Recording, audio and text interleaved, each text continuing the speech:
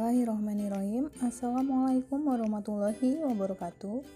Bagaimana kabarnya Ananda Sholih dan Sholihah?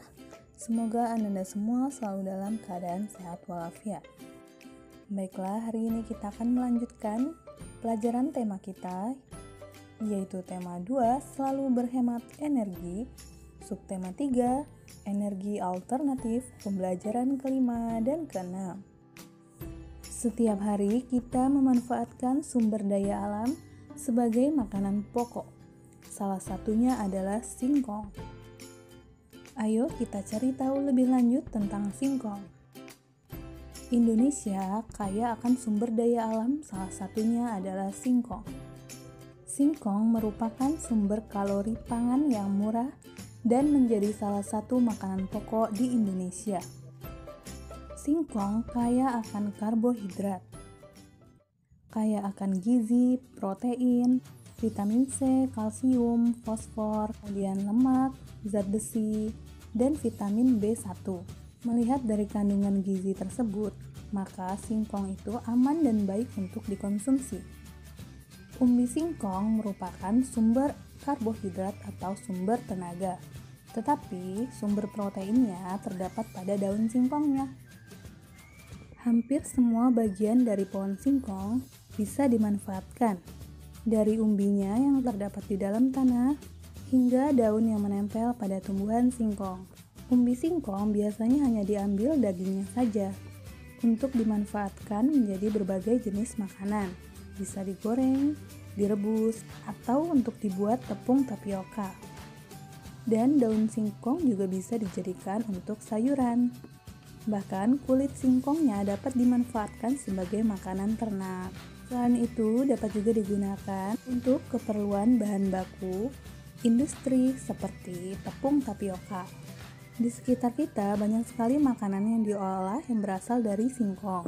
Contohnya seperti keripik singkong, combro, misro, getuk, dan olahan lainnya.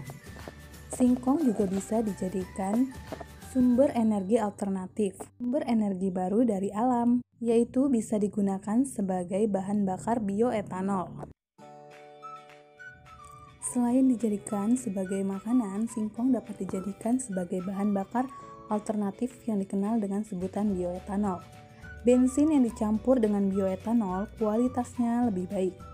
Cukup tambahkan 10% dari total volume bensin.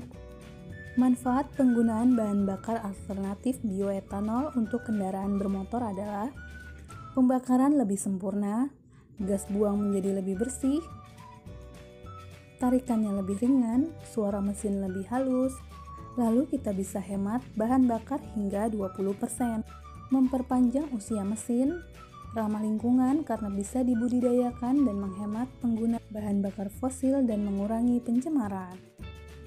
Mengapa kita perlu mengembangkan energi alternatif? Kita semua perlu menggunakan energi alternatif yang ada di bumi untuk menghemat pasokan energi utama yang pasokannya mulai menipis. Minyak bumi adalah sumber energi utama yang ada di bumi ini yang pasokannya mulai menipis karena makhluk hidup di bumi sering menggunakan minyak bumi sebagai sumber energi utama. Manfaat energi alternatif. Energi alternatif yang pertama yaitu matahari.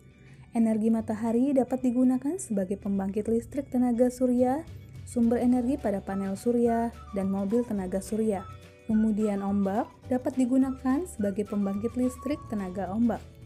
Angin dapat digunakan sebagai pembangkit listrik tenaga angin dan penggerak kapal layar. Kemudian air dapat digunakan untuk menggerakkan turbin pada pembangkit listrik tenaga air. Panas bumi dapat digunakan sebagai pembangkit listrik tenaga panas bumi.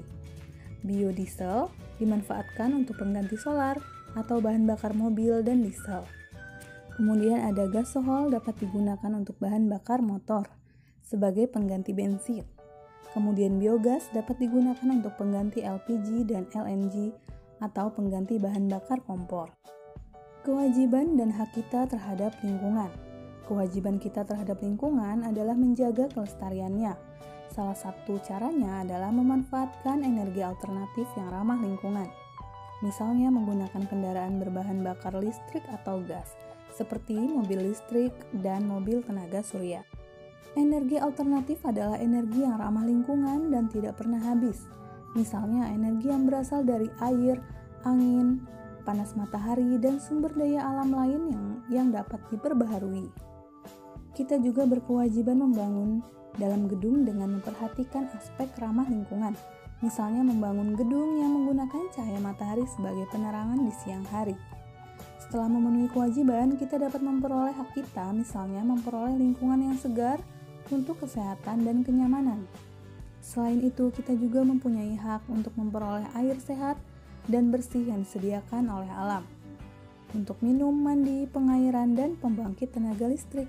Selain itu, kita juga mempunyai hak untuk memperoleh sumber daya alam untuk memenuhi kebutuhan, misalnya dari tumbuhan dan hewan yang merupakan sumber energi atau sumber tenaga. Sebelum memperoleh hak kita terhadap lingkungan, marilah kita melaksanakan kewajiban terlebih dahulu.